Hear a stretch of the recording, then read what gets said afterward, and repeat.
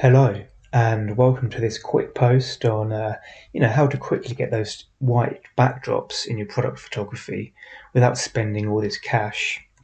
At the end of the day, when you start doing all this photography, all these extra costs start popping up, and you don't need to spend out.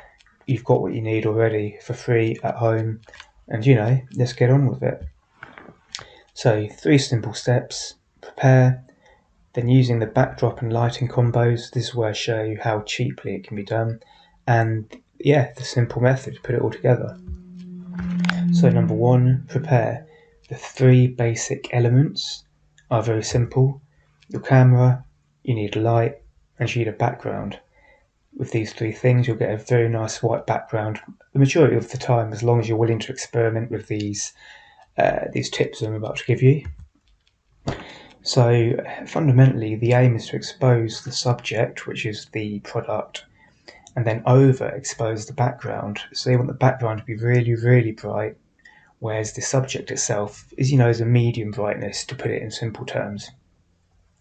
This is what's going to really maximize your effects, and keeping your actual subject away from the background, that's going to stop the background brightness reflecting onto the subject. So that distance and the overexposure, underexposure, those are the 3 things we're going to keep in mind here. Okay, and then number 2, we're on to the backdrop and lighting combos. So here you can see how cheaply you can do it. You can use a white sheet, a white translucent plexiglass sheet, or just paper tablecloth. With all 3 of these, you want to hang them with a bright light shining behind them towards you, and that's really going to give a hugely bright background there. You can do the same thing with butcher paper. Alternatively, you can use a bed sheet in front of your window. Just hang that up in front of your window, have the subject or the product on the table in front of that sheet, and then snap away. Simple as that. Also, we can use white card or a white wall. This method needs us to shine 1 or 2 lights at the background to get that really bright, the background being the wall or the white card, and then a second medium tone light on the subject itself. And this is a quote from someone I've read.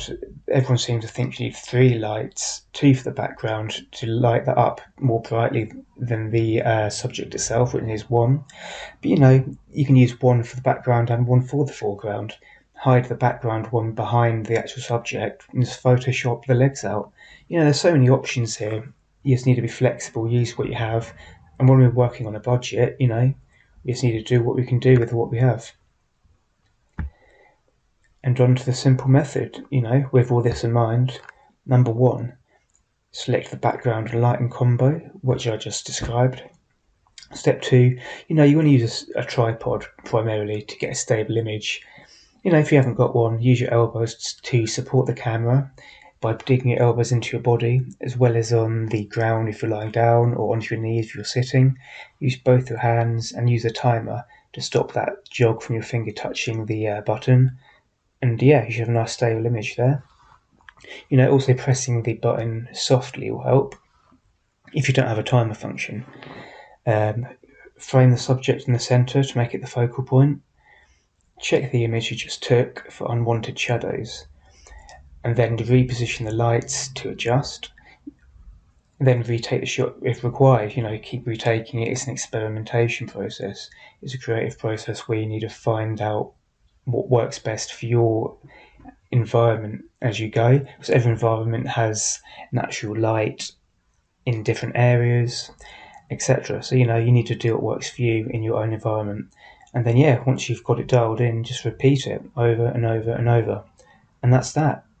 Okay, thanks for listening. Subscribe for more simple tips in the future, straight to the point. Speak again. Cheers.